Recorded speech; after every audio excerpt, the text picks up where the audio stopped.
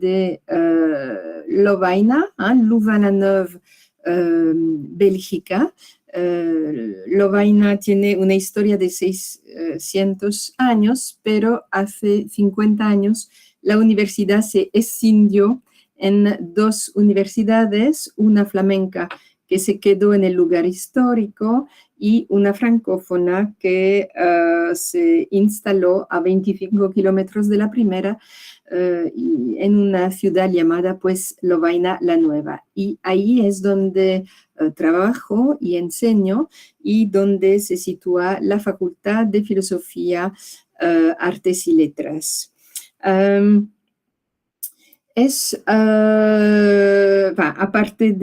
A pesar, mejor dicho, de esa ruptura histórica que significa la división de la universidad histórica en dos universidades, las dos universidades compartimos un pasado común, como ha dicho el profesor Maldonado, compartimos pues 600 años de historia universitaria, con lo cual pues la Universidad de Lovaina es una de las más antiguas de Europa. Y aquí algunas cifras para dar una idea del tamaño de mi universidad. 38.000 estudiantes, de los cuales más o menos la quinta parte son estudiantes internacionales. Pero veo que no se mueve el PowerPoint. Perdón, hay un pequeño problema. Voy a compartir otra vez. Aparentemente hay un problema de PowerPoint. A ver, vamos a ver. Sí, ahora. Gracias. Sí, solo... sí, ahora se ve, ¿verdad? Sí. ¿Se ven sí, ok. Ahora se ven las cifras de la universidad. Bueno, porque es verdad que hablando es un poco difícil, digamos, seguir, ¿no?, esta enumeración. Entonces, yo decía, para dar una idea del tamaño de mi universidad, pues simplemente destacar el hecho de que cuenta con más o menos 38.000 estudiantes, entre los cuales un 20% son estudiantes internacionales, más o menos 6.000 estudiantes de formación continua después de la graduación, 3.600 investigadores y 30% son también investigadores que vienen de fuera de Bélgica, y 2.200 profesores y profesoras, y más o menos la sexta parte viene de fuera de Bélgica. Podemos pues decir que es una universidad con un perfil, digamos, bastante internacional. Entre los estudiantes... ¿Sí? Siempre las universidades, el norte tiene una relación especial con el sur, y en este sentido siempre se busca hacer visible, ¿no?, estas relaciones tras el colonialismo entre el sur y el norte, ¿no? Sí. En este caso, ¿cuál es la experiencia de tu universidad? Sí, muchas gracias por recordarlo, y me estoy diciendo que es una pena que la presentación que hago ahora es una presentación más o menos estándar de la Secretaría nuestra, digamos, de la facultad, y ella no ha puesto de relieve esas relaciones históricas que siempre han sido estrechas entre el sur y Lovaina. Quisiera destacar dos, digamos, ejes en esa colaboración. Un eje ha sido el de los estudiantes africanos, especialmente congoleses, que siempre, o de África Central, que siempre han estado, digamos, relativamente presentes en nuestra universidad. Pero más fundamental es la presencia de los latinoamericanos en Lovaina. Recordemos que alguien como Gutiérrez, por ejemplo, Gustavo Gutiérrez estudió en Lovaina, que en el momento de las dictaduras del Cono Sur hubo un exilio masivo a Lovaina, especialmente de chilenos, y desde ese punto de vista tenemos pues un recorrido común con una amplia comunidad latinoamericana. Yo podría dar cifras, pero ahora mismo no las tengo, desgraciadamente, no las tengo al alcance de la mano.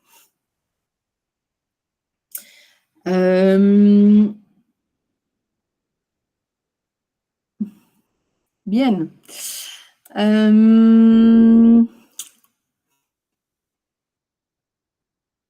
Sigo con pues la presentación de la universidad, con 20 facultades, 207 programas de máster, más de 200 programas de educación, más de 20 institutos de investigación. A lo largo de los últimos años, un esfuerzo particular se ha hecho de cara al carácter sostenible de la universidad y hemos ganado puestos en los rankings que intentan pues valorar, digamos, estos esfuerzos.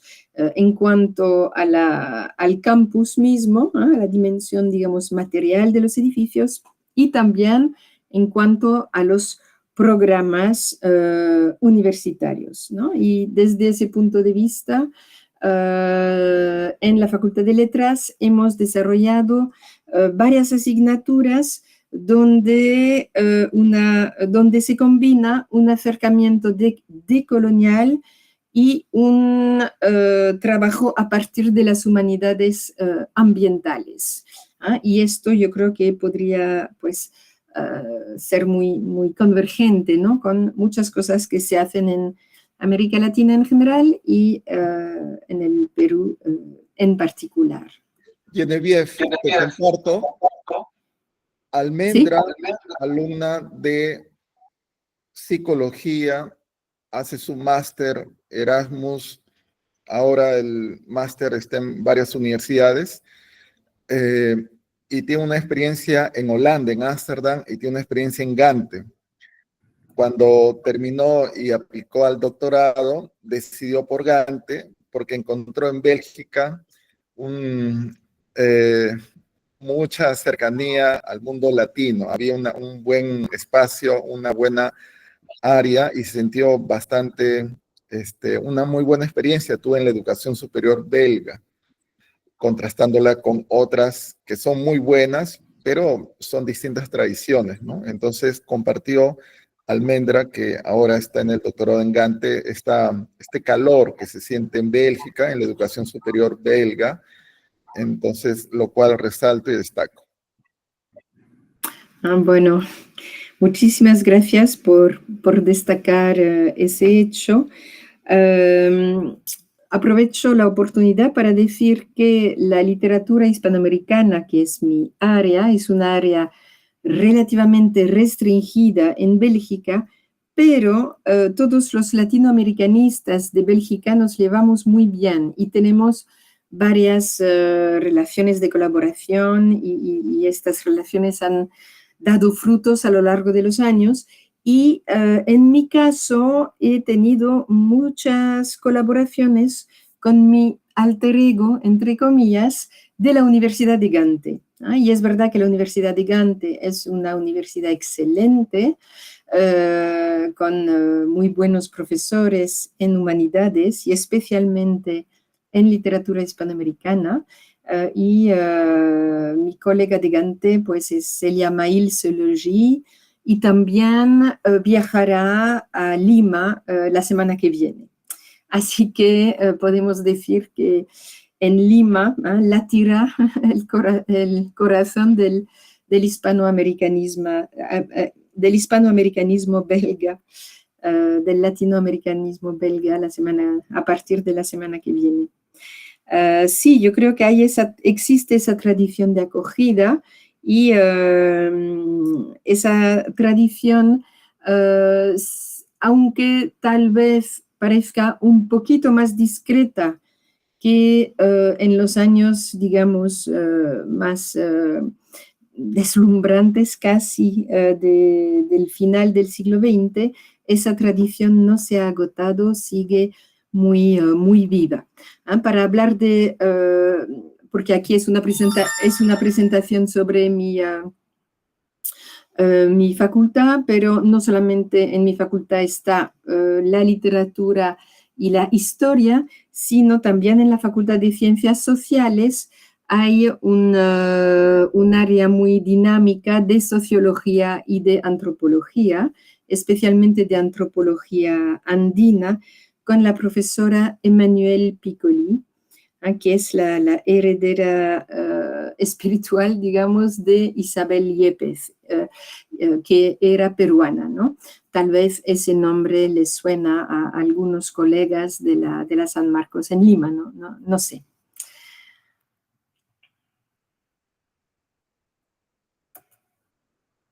Bueno, en la pantalla pues se pueden apreciar algunos datos acerca de los esfuerzos que hemos dado con vistas a alcanzar la huella en carbono más baja posible.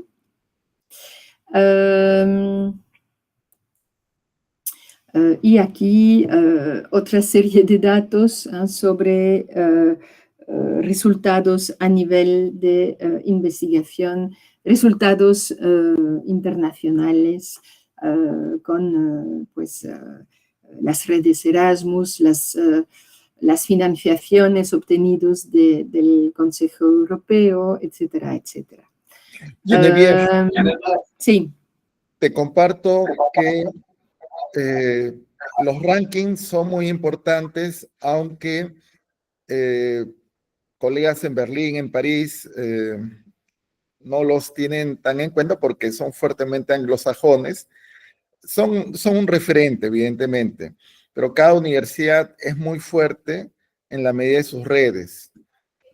La Universidad de Rochelle, en la costa atlántica de Francia, la Unión Europea tiene un programa de universidades marítimas. Son pequeñas universidades de Chipre, de los países bálticos, pero son muy fuertes, ¿no? Entonces, las universidades tienen una comunidad muy potente, muy vigorosa, jóvenes o de larga tradición, y siempre se valora el esfuerzo, ¿no?, de cada comunidad universitaria, y siempre tener el ejemplo de antiguas comunidades como Lovaina.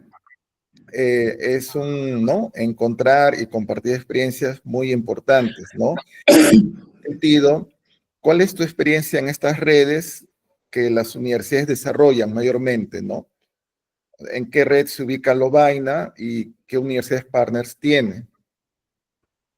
Sí, pues justamente pues ahora en la pantalla hay una alianza europea, Circle U, que es una alianza entre 10 universidades europeas que la Universidad de Lovaina pues está fortaleciendo ahora, pero estas redes son redes institucionales, ¿no?, que implican la totalidad de la universidad. Ahora bien, las redes, yo diría, más vivas, son las que se pueden armar a partir de los distintos campos disciplinares.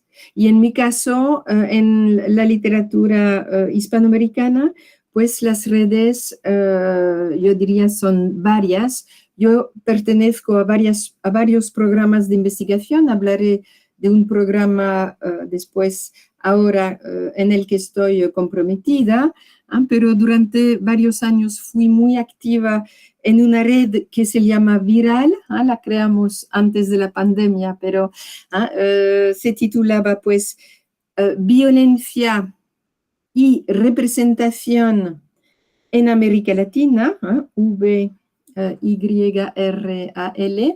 viral, y entonces era una red de estudiosos de la literatura hispanoamericana en Holanda, en Bélgica, en Chile, en Argentina, en el Perú y en Estados Unidos, ¿no? Y entonces, entre todos, hacíamos congresos en los distintos lugares donde trabajaban los distintos socios para poder elaborar conjuntamente estudios sobre, pues, la relación entre violencia y representación literaria, ¿no? Cómo la literatura participa en el trabajo de la memoria colectiva frente a la violencia, especialmente la violencia producida en el marco de conflictos nacionales como el conflicto interno en el Perú o los periodos de dictadura en Argentina y Chile. Esa fue una red realmente importante. Otra red que fue importante para mí, yo hablo de mis redes porque si no, para toda la universidad, pues uno, no las conozco y dos, pues habría demasiadas redes, pero muy importante para mí fue una red llamada Poepolit, Poesía y Política, que permitió que se encontraran estudiosos de todo el mundo hispano, más inglés, holandés, norteamericano y canadiense, acerca de la dimensión política de la poesía contemporánea.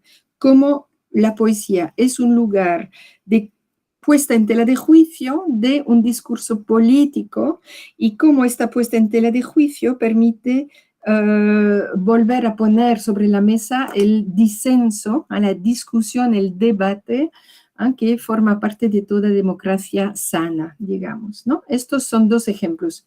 Al final de mi presentación daré un tercer ejemplo de red internacional. No sé si estoy contestando a tu pregunta, Héctor. Sí, Genevieve, te comparto que el último participante fue el exdirector del Departamento de Ciencias Históricas de la Universidad de Chile. La Universidad de Chile sufrió una difícil trance en la dictadura y compartió, ¿no? Desde su departamento cómo en los años 80 se prácticamente cambiaron a toda la plana docente y cómo a fin del siglo XX comienza a retornar la universidad. Fue muy sensible esta experiencia que compartió el amigo de la Universidad de Chile. Y sí, pues en la literatura de poesía son expresiones que registran ¿no? Esta experiencia. Exactamente, sí, exactamente. Uh-huh.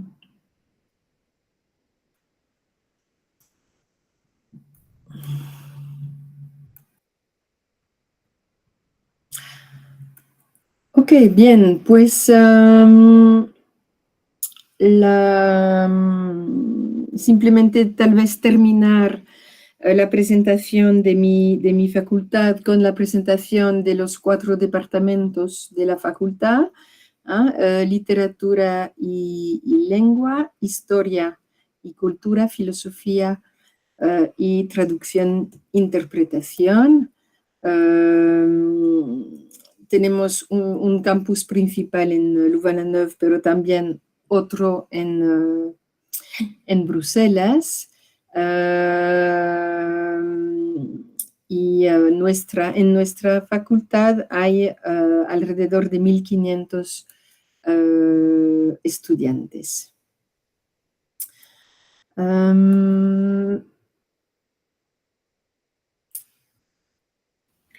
Genevieve, Sí. muchos directores comparten la experiencia de sensibilizar a los alumnos con los peligros de la inteligencia artificial.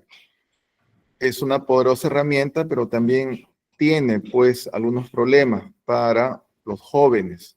Entonces, ¿cuál es tu experiencia en este ámbito con tus alumnos? Bueno, es una experiencia todavía un poco reciente, ¿no? Y entonces estamos todavía buscando de alguna manera las pautas para poder acompañar a los estudiantes, ¿no? Porque por supuesto es una herramienta muy ambivalente, como has dicho, poderosa, pero también engañosa. Acabamos de tener una convocatoria de exámenes ahora en junio y un colega de historia me contaba que en la Facultad de Derecho los estudiantes tenían que hacer un trabajo de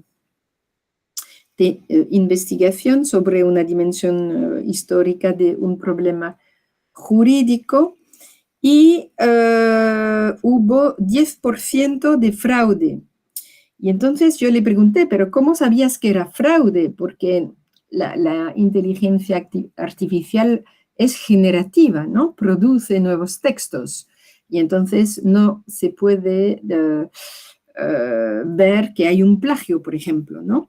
Y entonces él me dijo, pues muy fácil, porque las referencias, en la lista de referencias, había referencias inventadas, incluso de mi propia bibliografía, ¿no? La inteligencia artificial generó títulos que el colega pues no había escrito nunca, ¿no?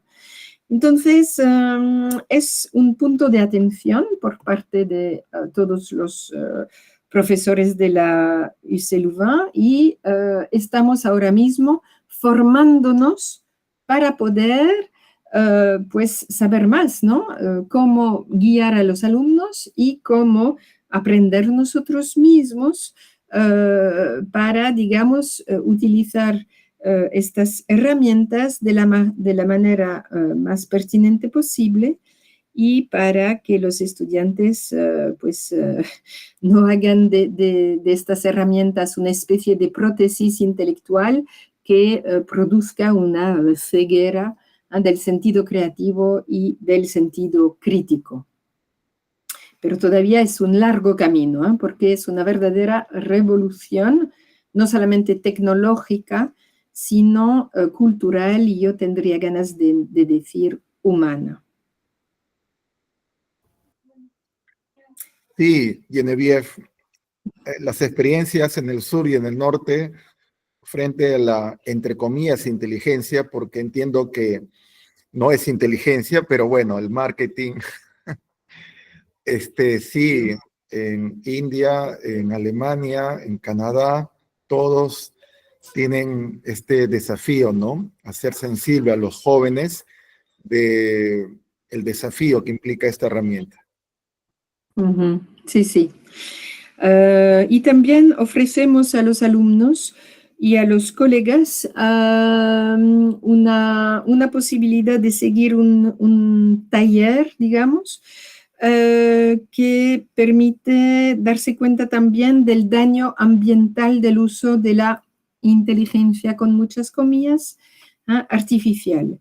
Porque para que funcione esta inteligencia artificial se necesitan materiales escasos, ¿no? que van a provocar más extractivismo desaforado, se necesita agua, etc. Entonces, yo personalmente estoy muy atenta a ese problema por tener un ojo en los problemas vinculados con el extractivismo en América Latina, ¿no? Entonces, es también una dimensión, no solamente la pedagógica, sino la ecológica, que yo creo que es muy importante. No sé si me quedan algunos minutos para presentar mis líneas de investigación. No sé cuánto tiempo. Sí, por favor. ¿Tienes todo el ¿Sí? tiempo disponible? Sí, por favor. De acuerdo. Entonces, simplemente decir que yo me dediqué a lo largo de toda mi carrera como investigadora a la literatura argentina y chilena principalmente, con tres ejes principales, ¿no? La representación de la violencia, especialmente la violencia en contexto de dictadura y la memoria de dicha violencia en contexto postdictatorial, la relación entre poesía y Biblia, poesía y teología, y más recientemente poesía y estudios ambientales y decoloniales. Entonces, algunos ejemplos para estas tres líneas de investigación. La primera tiene pues que ver con la violencia en contexto dictatorial y la memoria en contexto postdictatorial, que trabajé sobre todo a partir de la poesía del escritor argentino Juan Gelman, con un libro que publiqué en el 2008, pero en realidad seguí dedicándome a ese gran escritor después. También publiqué con mi colega Ilse Logy de Gante, de la Universidad de Gante, un libro dedicado a los imaginarios apocalípticos, esa idea de una historia que va hacia una catástrofe, sea política, sea ambiental, en la literatura hispanoamericana contemporánea. Fue un libro del 2010. Con esta idea del apocalipsis, como ustedes saben, viene, ¿no?, de la Biblia, se abrió para mí un campo de estudios relativamente poco trabajados, que estudia pues las relaciones entre literatura y Biblia, literatura y mística. Coordiné un libro con mi colega argentino Daniel Atalá, en esa línea, y se publicó en 2016 en la editorial Trota, ¿no?, la Biblia en la literatura hispanoamericana, y paralelamente trabajé con mi colega ecuatoriano Mario Campaña en la relación entre literatura contemporánea, ensayo contemporáneo, y mística. Y aquí hay un ejemplo en una revista, se publicó en una revista española, Guaraguao. En el año 2022, es decir, de forma mucho más reciente, publiqué un libro dedicado a la representación de Cristo en la poesía, de Rosa Araneda a Raúl Zurita. Raúl Zurita es un poeta chileno. Yo creo que es el mayor poeta chileno vivo, y él pues se dedicó especialmente a ahondar en el valor ético y político de la palabra poética en una sociedad como la chilena, que se ha vuelto pues ultraliberal después de la dictadura de Pinochet, y qué significa pues este gesto de disenso de la poesía.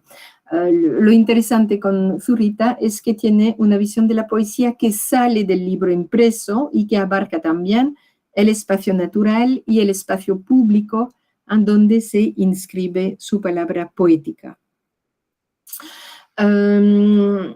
Seguí en esa línea ahondando la relación con la teología, la idea de la gracia, con un artículo publicado el año pasado a propósito de la poesía de Diana Bellesi, y acerca de varios autores, otra vez chilenos, en una revista italiana, Studi Hispanici, también publicado el año pasado. La línea que estoy siguiendo ahora y que quisiera pues profundizar es la de pues la poesía, siempre la poesía latinoamericana, especialmente chilena y argentina, pero tal vez voy a agregar la poesía peruana, que es muy rica, digamos, su relación con las humanidades ambientales, las humanidades ecológicas, estas humanidades ecológicas entendidas desde el sur, es decir, desde una perspectiva decididamente decolonial. Y en esta perspectiva he publicado otros 2 artículos que yo creo que pueden ser de interés, o por lo menos que señalan las líneas por las que yo quisiera seguir. Uno que se titula Perspectiva ecofeminista y poesía del Cono Sur. Entonces, la idea es intentar mostrar cómo mucha poesía escrita por mujeres en las últimas décadas tiene, digamos, un fundamento ecofeminista, y cómo se puede calificar este ecofeminismo a la luz del pensamiento filosófico, tanto de autores del norte como del sur, sin caer en un esencialismo que uniría sin matices, sin cautela, mujer y naturaleza, ¿no? Esto sería como una primera, digamos, línea que quiero seguir. La otra línea con la que quiero también, en la que quiero profundizar, es la poética decolonial de ciertos autores procedentes de comunidades indígenas, aunque muchas veces hayan perdido el acceso a la lengua de esas comunidades indígenas. He trabajado a algunos autores chilenos y argentinos en esa dirección, y para mí el que ha sido como más estimulante ha sido Jaime Luis Huenún, que es un poeta mapuche huiliche de Chile, ¿no? Sobre el que estoy trabajando ahora y sobre el que voy a hablar en el congreso que tendrá lugar dentro de 10 días en Lima. Ahora, también dejo en la pantalla una imagen de la tapa de un libro que coedité con una colega de la UC Louvain, de Lovaina la Nueva, que se titula Ecobiografías en el Antropoceno. Es un libro que hemos publicado en el marco de un grupo de investigación que se titula, pues, Grupo de Investigación Interdisciplinar sobre la Crisis Ecológica. En el marco de ese grupo, pues, intentamos desarrollar una aproximación interdisciplinar a los problemas vinculados con la crisis ecológica y social que nos está afectando tanto en el norte como en el sur de nuestro planeta Tierra. Y con esto me parece que termino. Había anunciado una última información acerca de una red, y aquí se trata del proyecto Lit Future, que es un proyecto de investigación que ha obtenido una financiación europea con las acciones KA2+. Bueno, toda la jerga europea siempre es un poco rara, pero bueno, lo importante es que nos permite a un grupo de estudiosos de la literatura, pero también a sociólogos y antropólogos, nos permite reflexionar sobre el papel de la literatura para sensibilizar a los estudiantes acerca de la crisis ecológica y social que estamos conociendo, dando a conocer sobre todo la literatura hispanoamericana. Es un proyecto liderado por un profesor de Murcia, de España, Jesús Montoya, pero un proyecto en el que participan también estudiosos de Bonn, de Estocolmo, de Salerno y de Lovaina. Y es un proyecto que me entusiasma y espero, pues, que pueda dar buenos frutos. Es un proyecto que acaba de empezar y que nos va a llevar, digamos, a hacer una serie de acciones de investigación durante 3 años más. Y con esto termino agradeciéndoles su atención. Muchas gracias, Genevieve. Genevieve, hay un tema en los procesos de violencia que es la experiencia del perdón, la experiencia, el compartir el perdón. ¿Cómo ves esta experiencia en la poesía chilena que actualmente tratas con más detalle y en general, ¿no? La expresión literaria del Cono Sur. Sí, es una buena pregunta, y es una pregunta que me parece realmente muy difícil, ¿no? Yo estudié, como dije antes, al poeta Juan Gelman, que fue víctima directa de la represión en Argentina durante los años 70. Asesinaron a su hijo, a su nuera, agentes paramilitares robaron a su nieta, que fue educada fuera de su hogar por padres adoptivos, es decir, sufrió realmente muchísimo. llegó a publicar un libro de testimonio, ¿no? que tenía como título Ni el flaco perdón de Dios, ¿no? Entonces había esa idea de que no es posible perdonar sin que haya una justicia, ¿no? Entonces, la justicia siempre, pues, tanto en Chile como en Argentina, se ha mostrado, yo diría, bastante incompleta, ¿no? Y en esa medida, pues, yo creo que para muchas personas no ha sido posible perdonar. Pero por otra parte, si sigo con el ejemplo de Hellman, Hellman ha desarrollado una poesía de una inconcebible ternura, ¿no? Realmente una manera de elaborar el duelo, elaborar los afectos melancólicos para precisamente defenderse de la caída en la melancolía profunda y lograr elaborar un duelo. Eso se ha podido hacer en gran medida gracias y a través de la poesía, y la poesía no ha sido el lugar de afectos violentos, de rencor, de venganza, etcétera, ¿no?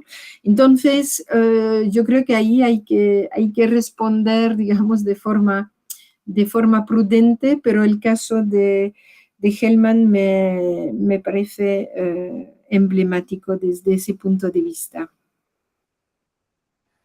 Genevieve, esos son los momentos difíciles cuando uno se siente,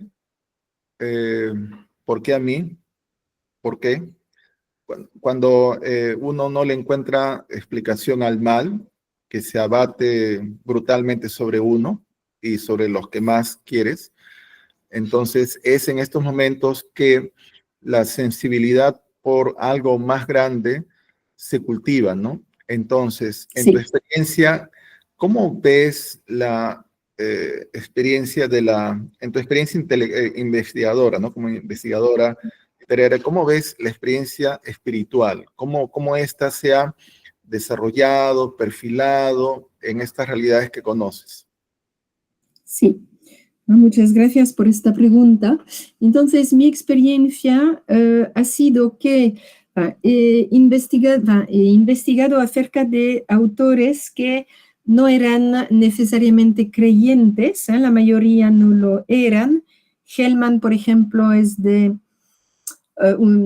de una familia judía, pero él mismo no se presentaba como judío, era un comunista argentino, montonero, militante guerrillero, y Raúl Zurita tiene raíces cristianas católicas, pero tampoco se presenta como un creyente. Sin embargo, estos dos poetas son dos figuras altamente, intensamente espirituales.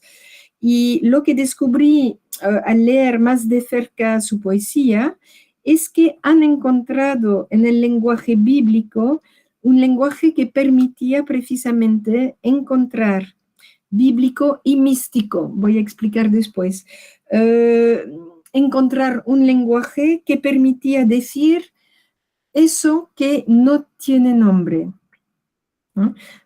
Lo que no tiene nombre es también el título de un libro de una poeta colombiana, Piedad Bonet, cuando habla del duelo de su hijo, pero bueno, cierro el paréntesis, vuelvo a Zurita y Hellman, pues ellos han encontrado en algunos textos de la Biblia una palabra que les permite precisamente articular lo que se ha vuelto imposible de articular en una sociedad que sería puramente materialista, que cerraría de alguna manera el horizonte existencial humano a lo puramente material, con lo cual se condenaría casi la dolencia, el duelo a la desesperanza, ¿no?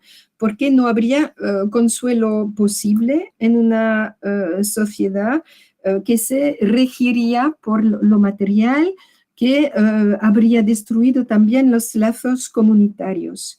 Y si doy el ejemplo de Zurita, por ejemplo, lo que su poesía va a hacer es retomar un lenguaje cristiano para permitir ritualizar un duelo colectivo que ha sido invisibilizado, y ritualizarlo permite volverlo comunitario, y volverlo comunitario significa darle una potencialidad política, una posibilidad de intervenir en el espacio público. Voy a dar un ejemplo más preciso. Estoy hablando del libro de Zurita que se titula INRI, que es un libro que él publica en 2003, cuando, poco después de haber escuchado las confesiones de los militares que llevaban a cabo la represión de los disidentes en Chile, ¿no? Y en ese libro, entonces, imagina una especie de ritual pascual de los desaparecidos en Chile, que se echaban desde los helicópteros al mar o a la montaña, ¿no? Y entonces él imagina en sus poemas, ¿no?, una comunicación con esos muertos, es decir, hace vivir esos muertos en la palabra poética, y la palabra poética se transforma de alguna manera en su tumba simbólica, y eso es una manera de resistir a un discurso que era el discurso de la transición chilena, que quería pasar página, que quería decir, pues, ya no nos vamos a ocupar de todo eso porque hemos entrado en una era global donde Chile es un país próspero, etc. Y el lenguaje religioso permite, de alguna manera, encontrar un lenguaje para volver a armar a nivel simbólico, pero lo simbólico es importante para la política, para armar pues un sentido comunitario y una agentividad de los deudos de los desaparecidos que han sido totalmente invisibilizados y frente a los cuales muchas veces no hubo justicia. Genevieve, la literatura hebrea milenaria, antigua, es una literatura de un pueblo vencido por los griegos, por los romanos. Es una expresión estética de la derrota material, ¿no? Y frente a la derrota, el cultivo de una esperanza. Cuando uno lee el Nuevo Testamento, Hechos de los Apóstoles también, pues, es un momento de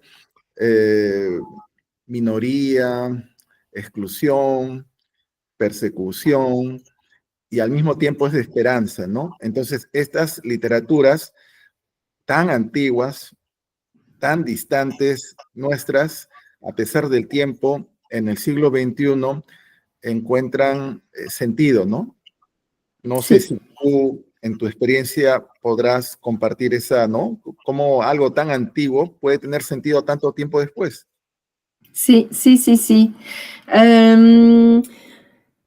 Yo diría que la religión católica fue la religión impuesta por los colonizadores, ¿no?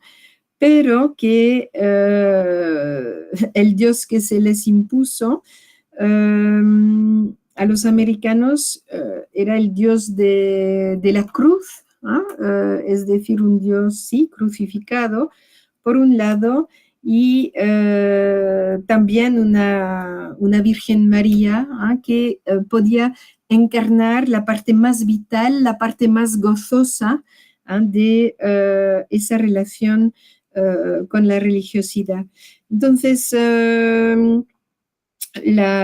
una de las tareas de la literatura, yo creo que es precisamente situar toda esta herencia en una sociedad que los sociólogos caracterizan como post-secular, ¿no? Es decir, la secularización como teoría falló, ¿no?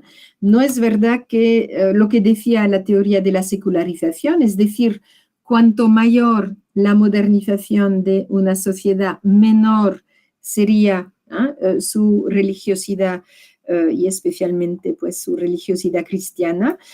Eso en el fondo no ha funcionado, especialmente en América Latina, donde prosperan formas muy diversas de religiosidad y muy presentes en el espacio público.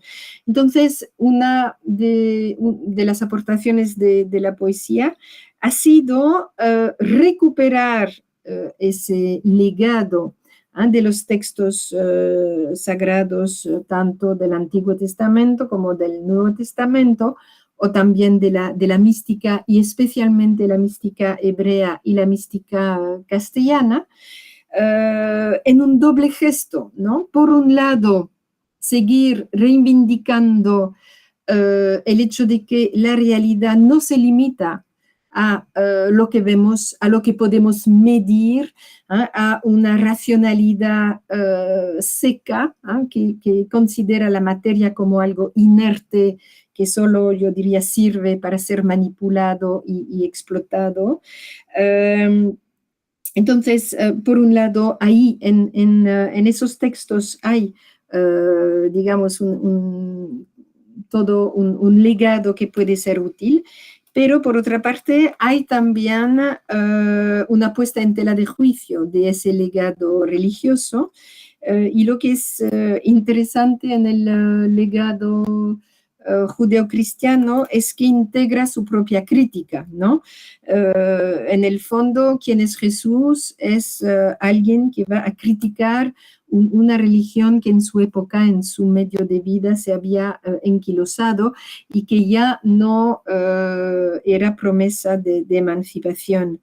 Y en América Latina, la literatura en general, pensemos por ejemplo en Arguedas, ¿no? Y la poesía en particular va a ahondar en este doble gesto de recuperación del legado religioso y de crítica de ese legado. Y desde ese punto de vista me interesa mucho el ecofeminismo, porque el ecofeminismo reivindica una dimensión espiritual, una dimensión espiritual integrada en la experiencia global de la existencia, es decir, también en la experiencia de la inmanencia, ¿no? Pero al mismo tiempo critica la manera como el catolicismo especialmente, pero el judeocristianismo en general, ha confinado a la mujer en ciertos papeles, en ciertos roles, y ha frenado o ha imposibilitado a veces su emancipación, ¿no? Entonces ahí hay ese doble gesto que me interesa mucho. Es muy visible, doy un ejemplo nada más, en una poeta como Roxana Miranda Rupailaf, que propone en su poesía realmente una reescritura de la Biblia en clave feminista, ¿no? Yo creo que es muy interesante ese gesto. Genevieve, Argentina y Chile tienen una tradición de pueblos originarios que en Chile se busca recuperar, ¿no? Chile, sí. Los centros académicos hoy reclaman una tradición quechua, una tradición originaria, y en este sentido la literatura en lenguas indígenas, la poesía en lenguas indígenas es muy importante.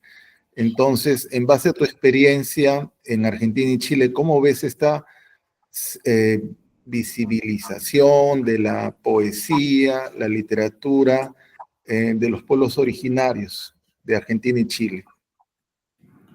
Sí, bueno, es un tema también complicado, gracias por la pregunta. Es cierto que es un movimiento muy potente, especialmente en Chile. Yo creo que en Argentina es más reciente y me parece que es un poco menos potente. Pero en Chile es un movimiento muy, muy potente. y muy complejo, porque en la escena literaria, pues como he dicho muy rápidamente antes, hay escritores que reivindican su lengua originaria, pero hay muchos escritores que reivindican su cultura originaria desde una lengua que en el fondo no es la que ellos quisieran.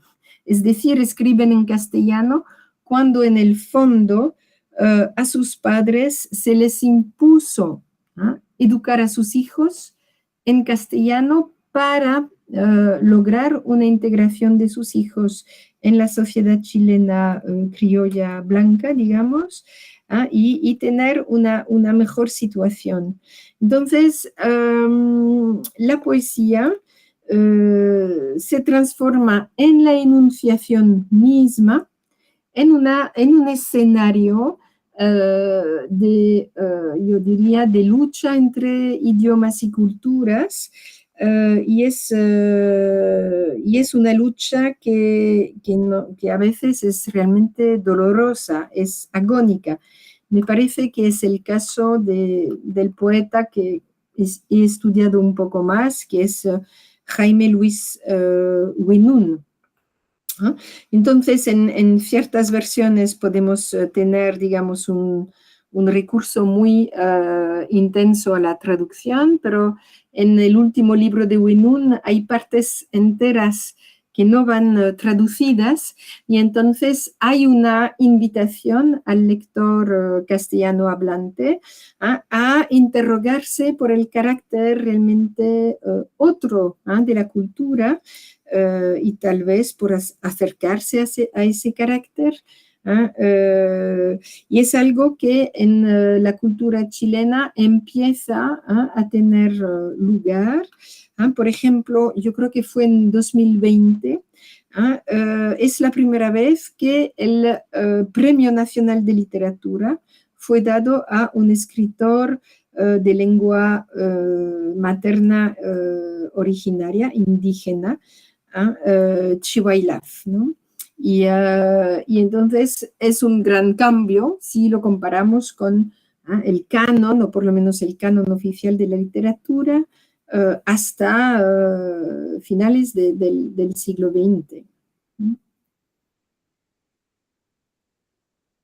Genevieve, hoy día los jóvenes tienen una relación con la oralidad distinta, puesto que justamente el avance tecnológico hace que lo visual, lo audiovisual sea muy potente, y lo escrito hay que sensibilizarlo con la escritura, ¿no? Entonces, en el siglo XXI vemos cosas muy antiguas que son muy comunes para los jóvenes hoy en día, ¿no? Entonces, ¿qué son los orígenes, no? Homero, ¿no? Lo oral, ¿no? Ahora, ¿cómo tú ves esta experiencia estética de lo oral en tu investigación? ¿Cómo ves esta oralidad y también lo visual, no? Sí. El año pasado tuvo lugar en Lovaina la Nueva un coloquio dedicado a la poesía.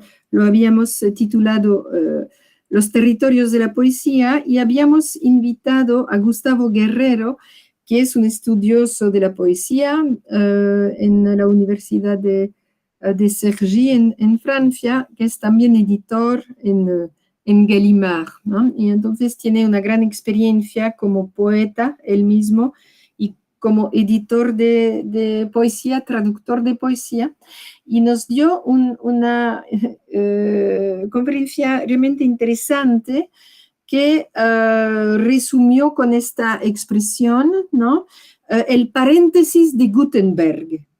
Entonces, la idea que él desarrollaba era exactamente la que acabas de mencionar, es decir, tal vez toda esa historia de la poesía impresa es un paréntesis de 500 años, de un poco más de 5 siglos, en una historia mucho más larga de la poesía, que no se ha ceñido ni muchísimo menos al libro impreso. Y entonces, en tanto estudiosa, es verdad que yo diría que me saca un poco de mi lugar de seguridad a esta evolución, porque yo siempre he estudiado pues la poesía impresa, y es verdad que la poesía que hoy está viva, la poesía más viva, es la poesía que ha salido del libro. Ha salido del libro por su oralidad, y estoy pensando en el slam, por ejemplo, o ha salido del libro y se ha transformado en intervención, en lugares abiertos, en lugares públicos, en lugares naturales, y tiene más que ver con la performance que con la poesía. Y yo creo que es una tendencia muy fuerte y que va a seguir en el futuro, va a seguir reforzándose en el futuro. Por supuesto, esto pide que cambiemos, ¿no?, nuestra mirada sobre la poesía, que modifiquemos nuestra mirada y nuestra manera de estudiarla. Desde ese punto de vista, yo he encontrado, digamos, un marco muy estimulante en las humanidades ecológicas, es decir, una mirada que cruza los estudios literarios, los estudios culturales, la filosofía, especialmente la filosofía del medio ambiente, la historia, etcétera, para tener una visión amplia, digamos, del hecho poético que hoy, como bien has dicho, en gran parte está saliendo del libro impreso, por un lado para volver a su tradición oral, y por otro lado para experimentar con nuevos formatos. Los formatos audiovisuales, la poesía visual, como he dicho, la performance, y también la poesía digital. Creo que en América Latina la poesía digital es especialmente rica, porque la atraviesa una especie de duda originaria que tiene que ver con su uso de las plataformas, que la vinculan con las grandes herramientas del capitalismo global, ¿no? Y entonces hay algo un poco, hay una especie de raíz contradictoria en esa poesía decolonial, que la propia poesía interroga, pone en tela de juicio, comenta, etcétera, que hace que esta poesía sea realmente muy, sí, muy interesante. Amigos, amigas, ¿tienen un comentario? ¿Tienen una pregunta?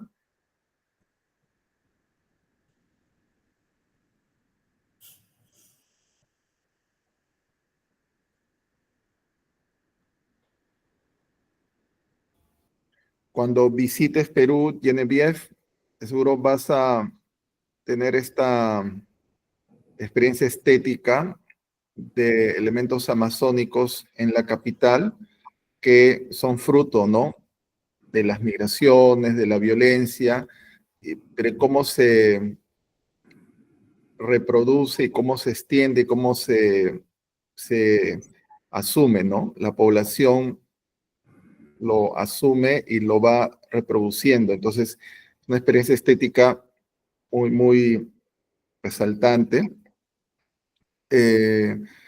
Tenemos pues que sí, Matías es de Derecho, la Facultad de Derecho, va a tener una experiencia ahora este semestre en Alemania, en Leipzig. Sí, Matías, por favor. Sí, bien, tengo una pregunta. Lo que sí tengo una duda es con respecto a lo que dijo anteriormente acerca de cómo una sociedad puede pedir perdón o cómo puede perdonar a lo que o cómo puede entrar en un proceso de duelo después de lo que ha pasado en un contexto de violencia. También quería preguntarle a usted, ¿cómo lo ve en el caso peruano? Porque en nosotros, en el caso de la búsqueda de la justicia, no digamos que ha sido una búsqueda de la justicia muy extensa, o en todo caso no se ha podido concretar lo mismo. ¿Cómo cree que va ese proceso aquí en el Perú? Pues yo creo que precisamente en el Perú hay una serie de autores muy importantes que están intentando, digamos, trabajar esa dimensión de perdón, ¿no? Y estoy pensando ahora en un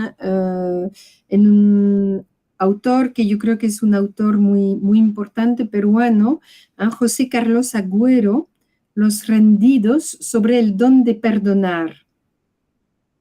Y es un texto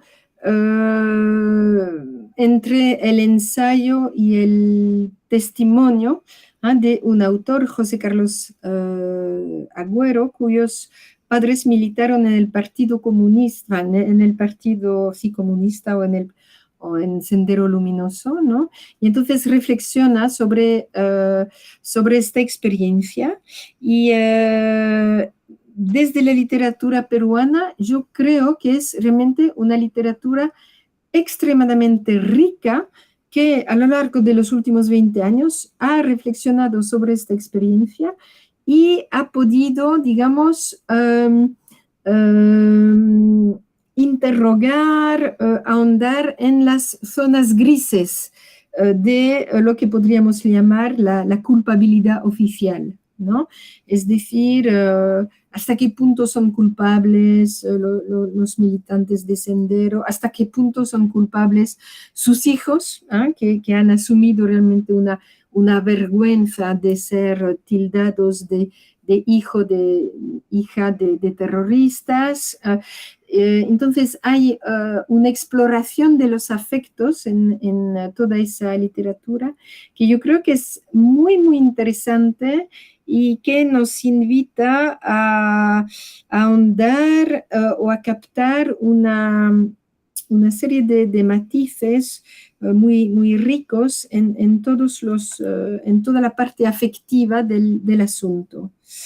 Luego hay la parte más bien jurídica, como decía antes, la que tiene que ver realmente con la justicia. Y aquí estaba hablando de personas vinculadas con Sendero Luminoso. Hay también una literatura vinculada más bien con, yo diría, con figuras de víctimas. Y no creo que haya respuesta universal o respuesta general. No me voy a adentrar más en ese tema, que la verdad conozco mal, pero hay un libro de una colega peruana que vive en Chile, que se llama Lucero de Vivanco Rocarrey, que ha escrito sobre ese tema, ¿no? De cómo la literatura, yo diría, negocia con el problema de la culpa, de la responsabilidad y de la identidad de víctima. Y entonces les aconsejo sus publicaciones. Lucero de Vivanco. Muchas gracias. Bien, amigos, amigas, tenemos que la universidad tiene pues una propuesta académica. Genevieve, según tu experiencia, ¿cuándo es la aplicación para el posgrado en tu universidad? Ahora mismo, en realidad, durante el verano europeo. Y Sí. en tu área académica, que es literatura latinoamericana, ¿cuál es el perfil del alumno que busca, ¿no?, el posgrado de tu universidad? Entonces, mi universidad, digamos, desarrolla en mi área fundamentalmente dos perfiles. Un perfil de estudios franceses y francófonos, especialmente de docencia del francés como lengua extranjera. Entonces, por un lado, pues hay ese perfil. Y por otro lado, hay un perfil más especializado como preparación para el doctorado. Y entonces, desde ese punto de vista, pues nos interesa recibir a estudiantes bien formados en literatura o lingüística española, hispanoamericana. Por ejemplo, yo recibí a un estudiante peruano, ¿no?, que había pues estudiado en el Perú, y él hizo un máster en México y después hizo el doctorado en Lovaina y acaba de doctorarse. La defensa tuvo lugar la semana pasada, ¿no? Entonces es una experiencia tal vez individual, pero yo creo que es linda. Pues hay posibilidades, digamos, de recorridos hacia el doctorado, es decir, más especializado en mi área, digamos, en literatura hispanoamericana, o menos especializado y en busca de una especialidad en la docencia del francés como lengua extranjera, con un muy buen nivel de estudios literarios y lingüísticos. Bien, tenemos que la zona andina, Colombia, Ecuador, Perú, Bolivia, Chile, el norte de Argentina. En este sentido, en tu posgrado, ¿con qué región hay fuerte presencia, no? Ecuador, Colombia, Bolivia, norte de Argentina o Perú, en posgrado. Entonces, para la literatura, como he dicho, yo diría las relaciones más fuertes son con Argentina y Chile, pero también hemos acogido a estudiantes de Colombia, de Perú, como he dicho, y también de Bolivia. En Bolivia hay hay un programa de cotutela doctoral. Ese programa es llevado a cabo por mi colega Bárbara de Kock. Y entonces ya hemos tenido varias tesis en cotutela entre Cochabamba y Lovaina. Si vamos hacia otras especialidades, otras disciplinas, la antropología sería más bien con Perú y Bolivia, y la sociología hay muchos contactos con Argentina, Chile y también con México, que serían como los países con los que más contactos hemos tenido estos últimos años. A pesar de la antigüedad de nuestras dos universidades e instituciones, pues las relaciones, ¿no?, de convenios son escasas, muy escasas. La experiencia que mencionas de la cotutela sería muy atractiva, pensando pues en las distancias y los costos que ella implican, ¿no? Entonces, pensando esto, sería, ¿no?, una proyección de ambas instituciones. Sí. Por tu intermedio, un gran saludo a la señora decana. ¿No? Pensar cómo en esta época de escasez, sí, hay un contraste, ¿no? Hay muchas fortunas, pero al mismo tiempo hay muchas escaseces, muchos colegas de humanidades parte de esto. ¿Cómo podemos ayudar a los jóvenes líderes de Bélgica, futuros líderes de Perú? Entonces, esta experiencia con Cochabamba sería muy atractiva para Lima. Sí. Entonces yo puedo pasar el contacto con mi colega de lingüística para que ella explique su experiencia. Yo tengo pues experiencia con estudiantes de, como he dicho, doctorandos de Colombia, de Perú, Ahora mismo tengo una cotutela con un estudiante de Chile. Entonces, yo creo que lo que ha sido siempre como definitivo y el elemento más importante es la calidad del expediente del estudiante o de la estudiante.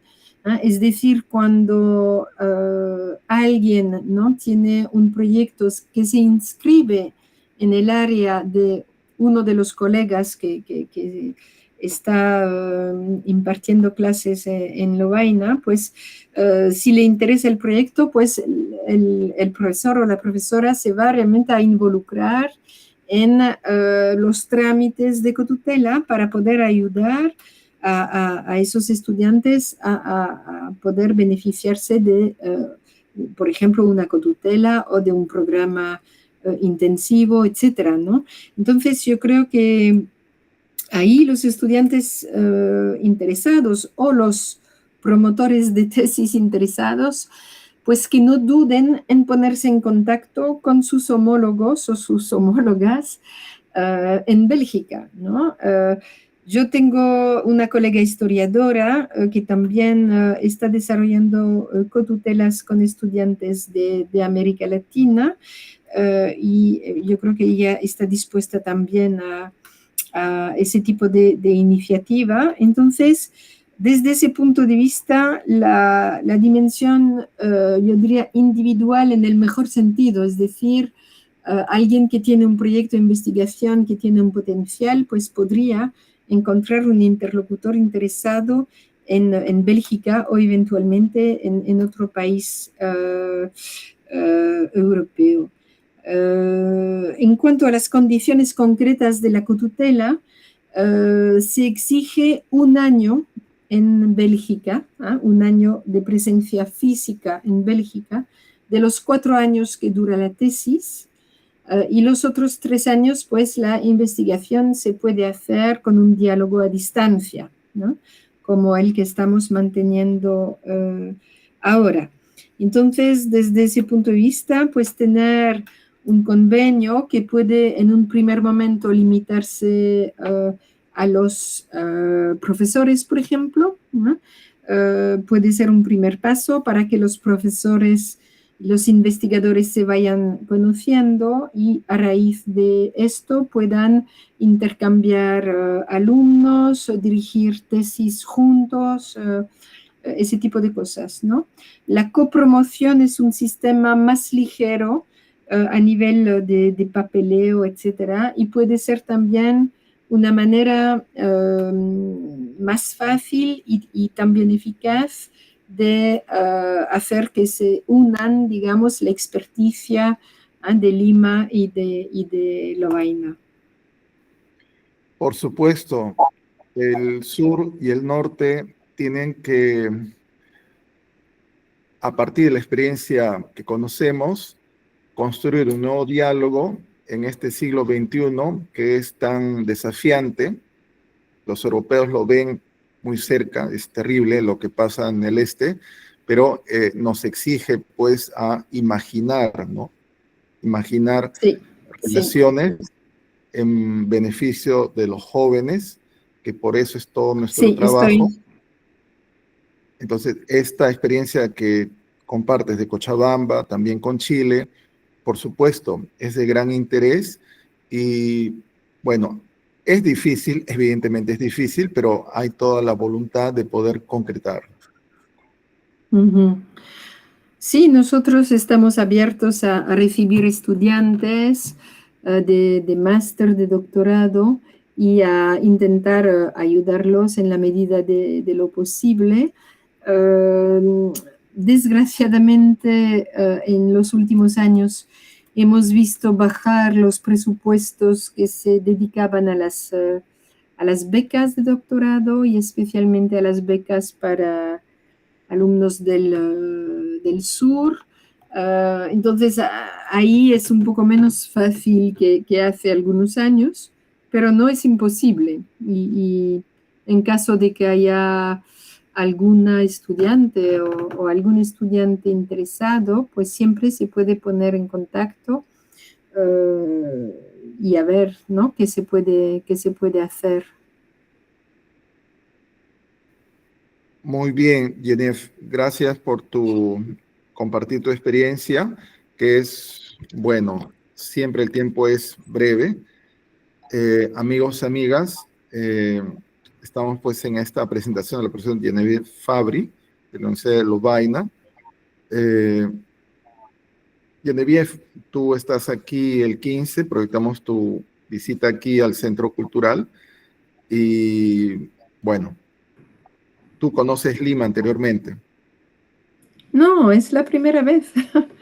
Bueno, entonces será la experiencia. Lima está a 10 años de cumplir 5 siglos de fundación española, pero la ciudad tiene una larga historia indígena. Las primeras edificaciones y arquitectura ceremonial datan del segundo milenio antes de la era cristiana, de adobe, pirámides truncas de adobe, que incluso la ciudad universitaria de San Marcos se ubica en lo que antiguamente era un complejo arquitectónico del siglo VII de la era cristiana. Así que la experiencia de la ciudad, el contraste de los modernos edificios y edificios del siglo VII, es una gran experiencia, ¿no? Además, ¿no?, de la arquitectura pues hispánica que tiene la ciudad capital. Espero que tu visita en breve sea satisfactoria y continuar relaciones con Lovaina y especialmente con tu facultad. Es este tema Sí. cultural, el enfoque cultural, la aproximación cultural puede hacer que problemas de alta dificultad que vemos hoy en día tengan mejor entendimiento. A veces se subestima la cultura, Sí. pero es la cultura lo que permite el encuentro, diálogo de los pueblos. ¿Y en la Universidad de San Marcos hay un departamento de literatura también? Sí, por supuesto. Grande. La Facultad de Artes es fundadora de la universidad. La universidad nace con la Facultad del Derecho, de Artes, Letras, la Facultad de Teología, es decir, tiene siglos y, bueno, la literatura peruana, la experiencia sanmarquina es decisiva en el premio Nobel que conocemos, ¿no? Que recientemente nos abandonó, no, bueno, ya no está con nosotros, pero es decisiva, ¿no?, San Marcos en la formación de la cultura peruana y la literatura, ¿no? Y entiendo que hago presente un gran saludo de la autoridad de la Facultad de Letras, que es justamente literatura, y que te vas a encontrar con él en el Congreso Literario ahora en julio. Así que va a estar muy, muy alegre de esta experiencia y, por supuesto, ¿no?, proyectando esta relación, ¿no?, ¿por qué no una cotutela entre ambas facultades de letras? Bien, amigas, ¿podrían prender su cámara para una captura de la sesión, por favor?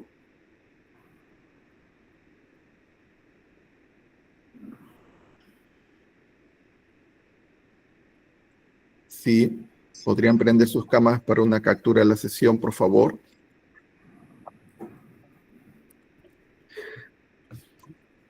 En el Congreso de Literatura van a tener 100 mesas, más de 120 mesas. Va a ser, wow, un gran...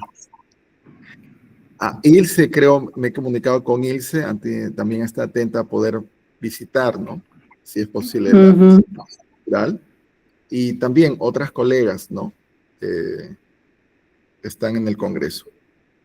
Bien, amigos, un momento para tomar la captura. Sí. 1, 2. Bien, Genevieve. Te comparto que la universidad tiene la Catedral de Lima una capilla desde el siglo XVI. Así que quizás hay un método de la capilla de la señora la Antigua.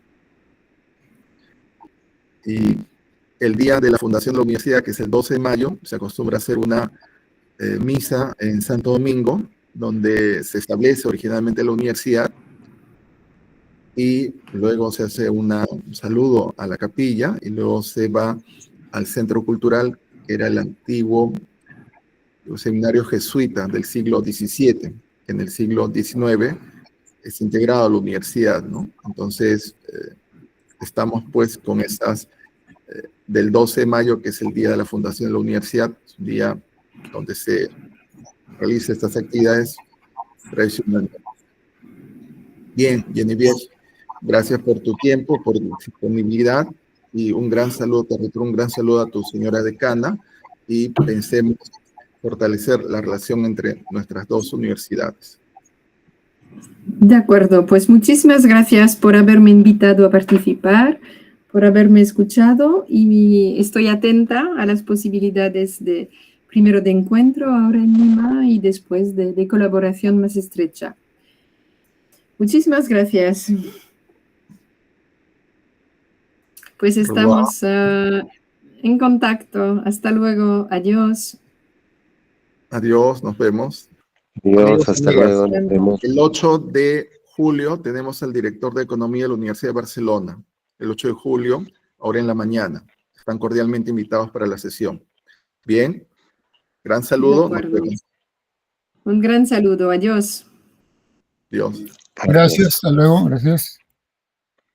Hasta luego, gracias. Hasta luego.